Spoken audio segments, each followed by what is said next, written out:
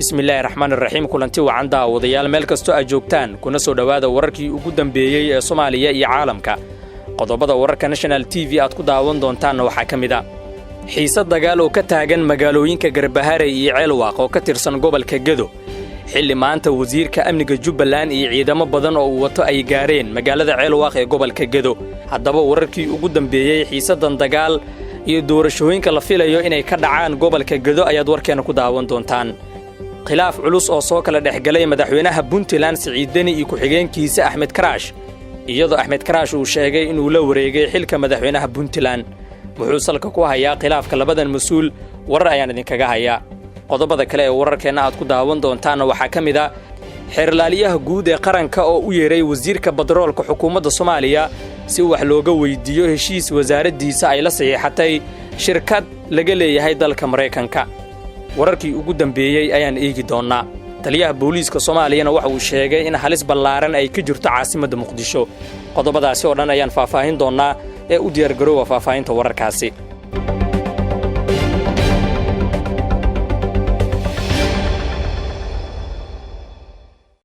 waa hagaag mar kale kulanti wanaagsan aan ku bilaabo warkeena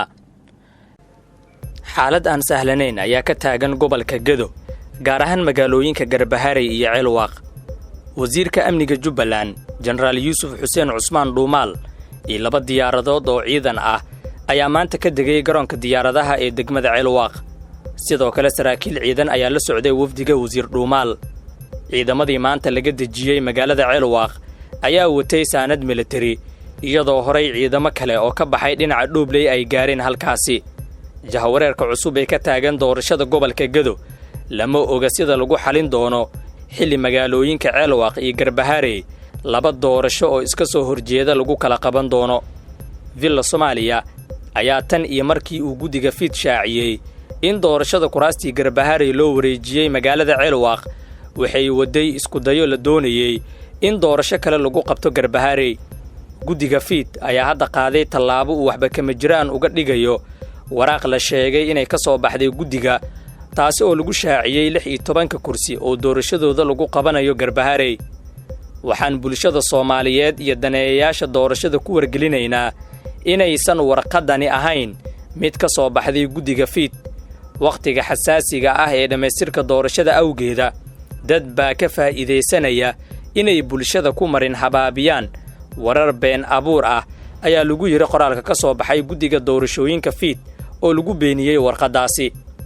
waxa kale oo qoraalka lagu yiri go'aanada rasmiga ah ee gudiga waa kuwa lagu daabaco baraha bulshada ee gudiga FID wixii ka soo hara waa waxba kama jiraan fadlan ka digtoonaada warqadda uu gudiga FID beeniyay ayaa waxa baraha bulshada ku faafiyay taageerayaasha Villa Soomaaliya taasi oo lagu sheegay in doorashada 16 kursi ee laga wareejiyay Garbaharey ay qabsoomi doonto 24 ilaa 25 bishan Abriil isla markaana doorashadooda ay ka dhacayso isla Garbaharey arintan ayaa ka dhigaysa in isku daygii ugu dambeeyay uu fashilmay lamana oga in garabka wada hawsha uu beeniyay gudoonka gudiga FID uu ku adkaysan doono fulinta jadwalka lagu sheegay waxba kama jiraanka xitaa haddii doorasho lagu qabto Garbaharey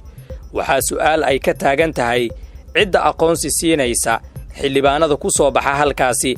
maadaama Fahad Yaasiin oo ah la taliyaha amniga qaranka Farmaajo oo la rumaysnaa inuu yahay ninka ugu awoodda badan siyaasadda dalka uu gudiga FID u diiday shahaado xildhibaannimo haddaba daawade maxaa lagu xalin karaa xiisadda ka taagan gobolka Gedo ee salka ku haysa 16 kursi qaybaha hore ee wararkeena ayaa daawanaysaan xeerlaaliyaha guud ee qaranka Dr. Suleymaan Maxamed Maxamuud ayaa maanta soo saaray amar ku socda wasiirka wasaaradda badroolka iyo macdanta Soomaaliya Cabdirashiid Maxamed Axmed xeerlaaliyaha ayaa u yeeray wasiir Cabdirashiid in maalinta Isniinta ah oo ay taariikhdu tahay 25 Abriil ee sanadkan uu yimaado xafiiskiisa sida lagu cadeeyay qoraalka Dr. Suleymaan wasiirka ayaa la faray inuu waqtiga imaanshiyaha ilaaliyo kaasi oo ah 12 barqannimo sida ku cad qoraalka ka soo baxay xafiiska Dr. Suleymaan Maxamed Maxamuud sidoo kale xeerlaaliyaha guud ee qaranka ayaa shaaca ka qaaday in wasiirka badroolka wax laga weydiin doono heshiiska shidaalka ee uu saxiixay kaasi oo dhexmaray wasaaradda batroolka iyo macdanta ee xukuumadda Soomaaliya iyo shirkadda Coastline Exploration Limited.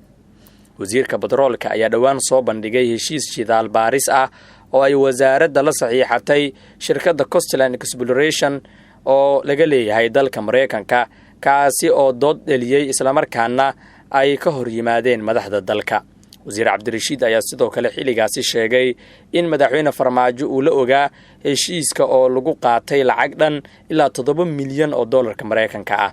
dood badan iyo shaki weyn ayaa ka dhashay heshiiskaasi oo shaacintiisa lagu soo aadiyay xilli xasaasi ah isla markaana lagu jiro xaalad kala guur ah iyo marxalad doorasho. si kastaba tallaabadan uu haatan qaaday xeerlaaliyaha guud ee qaranka ayaa ku soo aadaysa xilli shirkadda Coastline Exploration ay ku gacan saartay go'aankii ay madaxda sare ee dawladda uga hor yimaadeen heshiiskii uu wasiirka shidaalka dawladda kula saxiixday magaalada Istanbul ee dalka Turkiga, waxaana shirkadda ay ku dooday in uu sax ahaa nidaamkii ay heshiiska kula saxiixdeen wasiirka batroolka iyo macdanta Soomaaliya. madaxweyne ku-xigeenka Puntland ahna kusimaha madaxweynaha maamulkaasi Axmed Cilmi Cusmaan Karaash oo xalay saqday dhexe soo saaray war qoraal ah ayaa sheegay in mas'uuliyadda maamulkaasi uu si ku meel gaar ah ula wareegay maadaama uu madaxweyne Saciid Cabdullaahi Deni ka maqan yahay Puntland. arrintan ayuu Karaash u daliishaday qodobo dastuuri ah isaga oo sheegay in aanu dhici karin firaaq dastuuri ah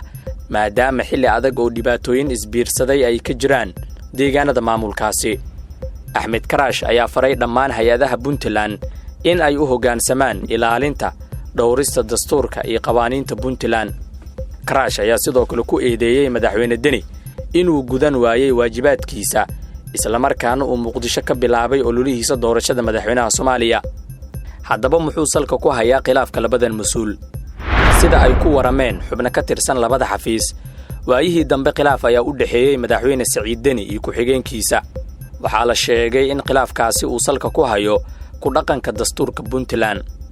Karaash ayaa ka cabanaya in Saciid Deni uusan ka helin wax tixgelin ah, sidoo kalena uusan wax tala ah ku lahayn tallaabooyinka uu qaadayo madaxweynaha.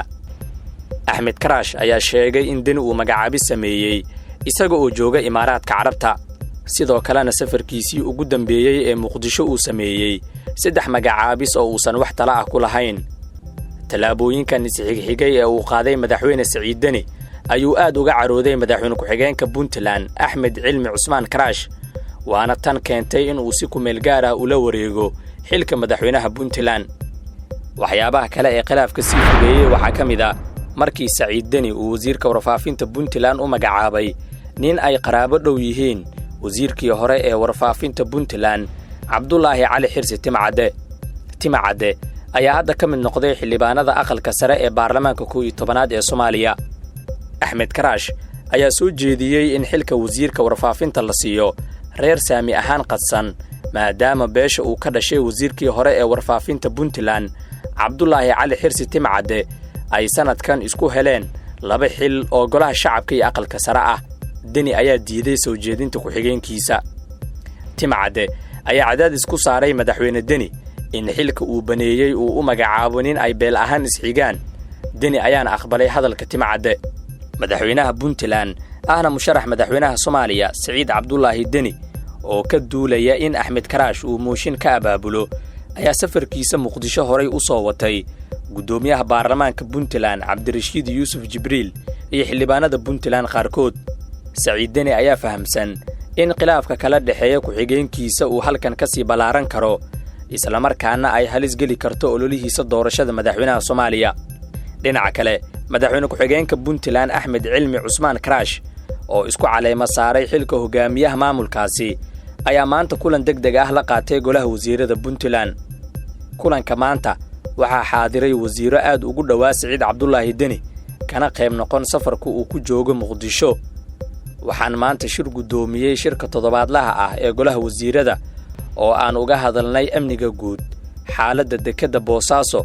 dhismaha golayaasha deegaanka ee degmooyinka Ufayn, Qardho iyo Eyl iyo qodobo kale ayaa lagu yiri qoraal lagu daabacay bogga madaxtooyada Puntland. warar hoose oo aan helayna ayaa sheegaya in suurtagal ay tahay in isimada Puntland ay ku soo biiraan khilaafka labadan mas'uul u dhaxeeya. haddaba daawade sidee u aragtaa hadalka madaxweyne ku-xigeenka Puntland iyo khilaafka u dhaxeeya labadan mas'uul waanaga intaa warkii aad ka daawanayseen National TV inta ku kulmeen wararkeena soo socda nabadgelyo